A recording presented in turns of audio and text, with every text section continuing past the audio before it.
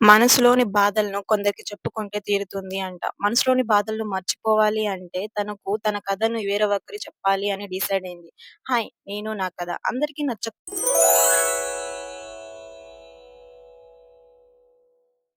కానీ అందరి మనసుకు నచ్చుతుంది. తల్లిని మోసం చేసిన కూతురు అని సమాజం ఎంత చెప్పినా తను వినకుండా తన కథను మీ ముందుకు తీసుకొని వచ్చింది.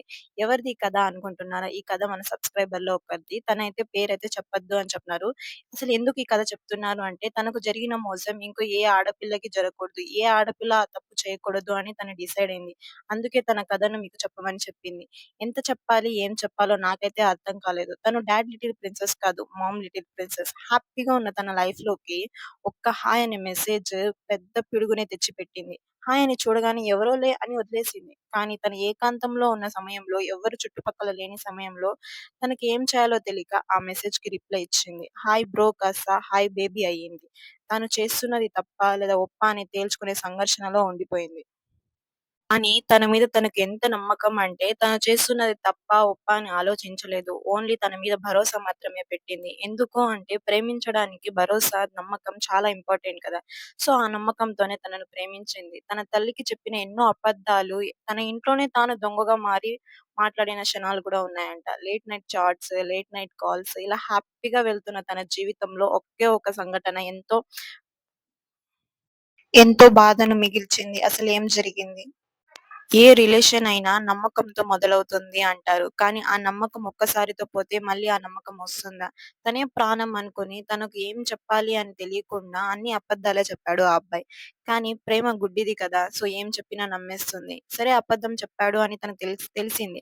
సరే ఇంకో ఛాన్స్ ఎందుకు ఇవ్వాలి చెప్పండి? కానీ ఇంకో ఛాన్స్ ఇచ్చింది. ఎందుకు అంటే సెకండ్ ఛాన్స్ ఇస్తే అయినా తను మారతాడని నమ్మింది. సో అందుకే తను ఎన్ని అబద్ధాలు చెప్పినా తనకి రెండో ఛాన్స్ ఇచ్చి తన జీవితంలోకి ఆహ్వానించింది. అదే తను చేసిన పెద్ద తప్పు. ఒక అబద్ధం కాస్త 1000 అబద్ధాలతో జరుగుతుంది అని తనకు తెలియకపోవచ్చు.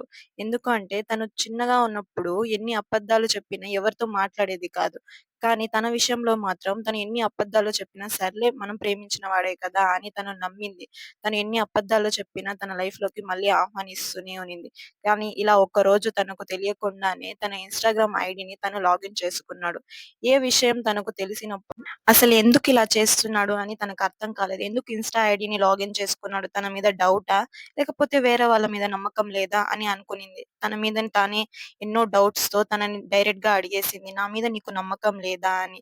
తను ఇచ్చిన సమాధానం ఏంటో తెలుసా? ఈ ప్రపంచం మీద నమ్మకం లేదు అని చెప్పాడంట. ఎక్కడ దూరం చేస్తారో అని తనకు భయమంట. సో, అందుకే తన ఇన్‌స్టాగ్రామ్‌ని లాగిన్ చేసుకున్నాడంట. ఆ మాట విన్న తను ఇంకా తన మీద గాఢ ప్రేమ, నమ్మకంతో తన మనసులో ఒక అందమైన మేడను కట్టేసింది. ఆ రోజు మొదలైన నమ్మకం కొన్ని రోజులకే అంతమైపోయింది. ఎప్పుడు బూసిన అపార్థాలు, డౌట్స్ ఇలా చాలా బాధలు భరిస్తూ వచ్చాను. కానీ ఎంత గొడవ పడినా మర్చిపోలోని జ్ఞాపకాలతో ఆ బంధాన్ని వదలలేను అని అనుకుంటూనే ఉంది. కానీ ఆ దేవుడు ఈ రాతను మార్చేశాడు. తన జీవితంలో నుంచి ఆ వ్యక్తిని దూరమయ్యేలా చేశాడు. ఇంకా ఆ అమ్మాయి అసలు ఆ వ్యక్తి తన జీవితంలోంచి ఎలా దూరం అయిపోయాడు అని అందరికీ డౌట్. కానీ ఆ వ్యక్తి దూరం అవ్వకపోవడమే తన లైఫ్‌లో తనకు జరిగిన ఇంకో మంచి అని తను అనుకునింది. అసలు ఇవన్నీ నిజాలా? అబద్దాలా?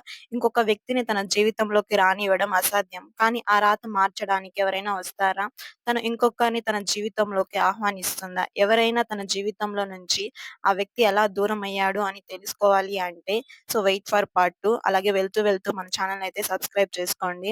ఈ అమ్మాయి జీవిత కథను చాలా మంది అమ్మాయిలకి చాలా ఇన్‌స్పిరేషన్‌గా ఉంటుంది. ఎందుకు అంటే నేనైతే ఆ అమ్మాయి చెప్పిన ప్రతి ఒక్క మాటనైతే విన్నాను. సో, నాకైతే చాలా మనసుకు బాగా నచ్చింది కాబట్టే వీడియో చేసి పెడతా ఉన్నాను. ఎందుకంటే ఏదో సిల్లీ జోక్స్ లాగా ఉన్న కథ అనుకోకండి. ఎందుకంటే ఇది చాలా సీరియస్ అయిన మ్యాటర్. అలాగే ఆ అమ్మాయి చాలా ఇన్‌స్పిరేషన్‌గా చెప్పింది. ఎందుకు అంటే ఇంకొక అమ్మాయి తనలాగా అవ్వకూడదు, తనలాగా మారకూడదు. తను ఎలా ఉండాలి, ఒక అమ్మాయి ఎలా జీవించాలి అని తను ఒక ఇన్‌స్పిరేషన్‌గా మారింది. సో, ఆ అమ్మాయి ఎలా మారింది అనేది కూడా త్వరలోనే చెప్తాను. సో, వెయిట్ ఫర్ పార్ట్ 2 అలాగే వెళ్తూ వెళ్తూ మన ఛానెల్‌ని సబ్స్క్రైబ్ చేసుకోండి.